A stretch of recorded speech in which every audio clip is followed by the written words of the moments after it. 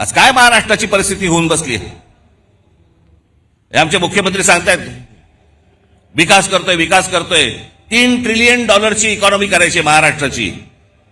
11 लाख कोटीचं कर्ज आहे महाराष्ट्रावरती. 11 लाख कोटी.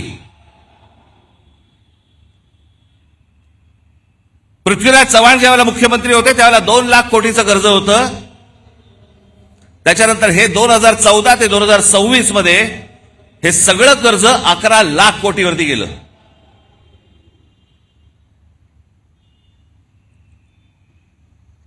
शहरांची अवस्था बघा.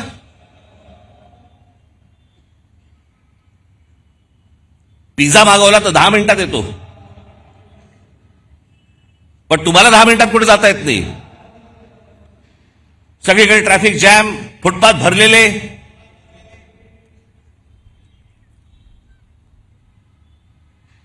काय आयुष्य नावाची काय गोष्ट असते की नाही? एखाद्याच्या तुमच्या मनात येते की नाही की माझं काय आयुष्य आहे?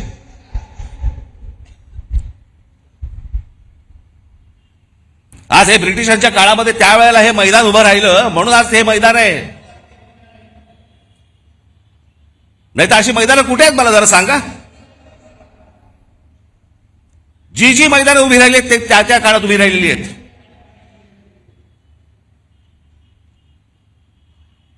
आपण काय मुलांसाठी काय करतो?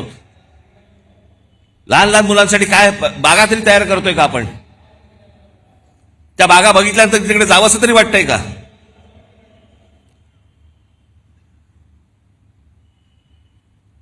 आज शहराची आज संपूर्णपणे शहर अख्खी कोलमडून पडलेली आहेत.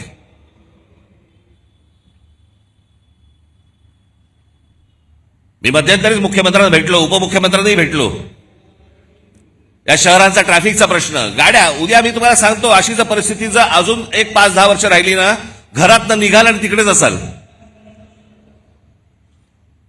हलता येणार नाही तुम्हाला.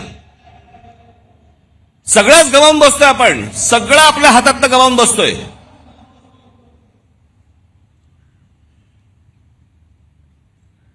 आज ग्रामीण भागामधला माझा तरुण, माझ्या तरुणी आज शेतीकडे वळायला तयार नाहीत. ते म्हणतात नाही आम्हाला शहरात जायचंय. शहरात आल्यावर ही शहराची अवस्था. या देशातलं महाराष्ट्रातलं प्रत्येक शहर बघा ना, त्याला काही आकार ना उकार ना काही नाही त्याला. कोणी येते कुठेही इमारती बांधते, कोणी काहीही करते, कोणालाही कसल्याही परवानगी दिली जात आहेत. आणि तुम्ही ते पाहता आणि राग मोबाईलवरती व्यक्त करताय. हेच त्यांना हवंय की तुम्ही रस्त्यावरती येताच कामा नयेत, तुम्ही या गोष्टींचा विचारच करता कामा नये. असेच सडा, असेच मरा.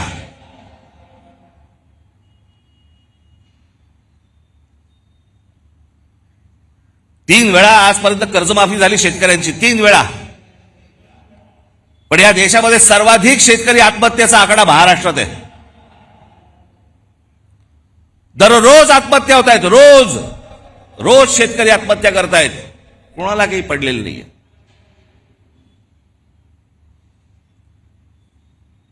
हे इथे तुमच्यासाठी कोस्टल रोड बांधतायत, आम्हीच त्याची स्तुती करतो. आमचा मराठी माणूसच स्तुती करतो. छान झालाय ना रस्ता, अरे तो तुझी वाट लावायला झालाय. तुला कल्पना नाही तो रस्ता कशासाठी झालाय. तो तुमच्यासाठी झालेला रस्ता नाहीये.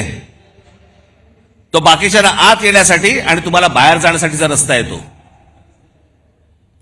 आम्हाला जो अंदाज येत नाही. आमच्या दरवाज्यावरती जोपर्यंत टकटक होत नाही तोपर्यंत आम्हाला समजतच नाही. आज सगळ्या शहरांमधल्या सगळ्या जमिनी चालल्या आहेत. हे अडाणीसारखे उद्योगपती सगळे घेत बसले आहेत. सरकार न बघता सह्या करतंय. हा सगळा पाडा मी मागच्या वेळेला वाचला होता. त्याच्यात आपण महाराष्ट्र म्हणून आपलं महाराष्ट्राचं स्वतःचं अस्तित्व गमावून बसतोय. आपली महाराष्ट्राची ओळख गमावून बसतोय. आपली भाषा गमावून बसतोय.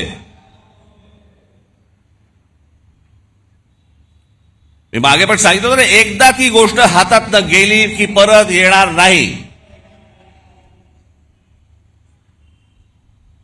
भाषा संपली म्हणून अनेक देश संपलेले आहेत या जगामध्ये. तुम्हाला जग ज्याला म्हणतं की तुम्ही कोण आहात, मराठी माणूस आहात. मराठी माणूस आहात म्हणजे कोण आहात? मराठी भाषा बोलणारे आहात म्हणून तुम्ही मराठी माणूस आहात.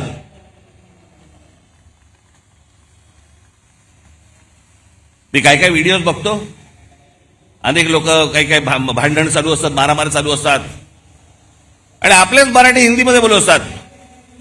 हिंदी मत बोल ना, हिंदी मत. अरे मग तू काय करतोय?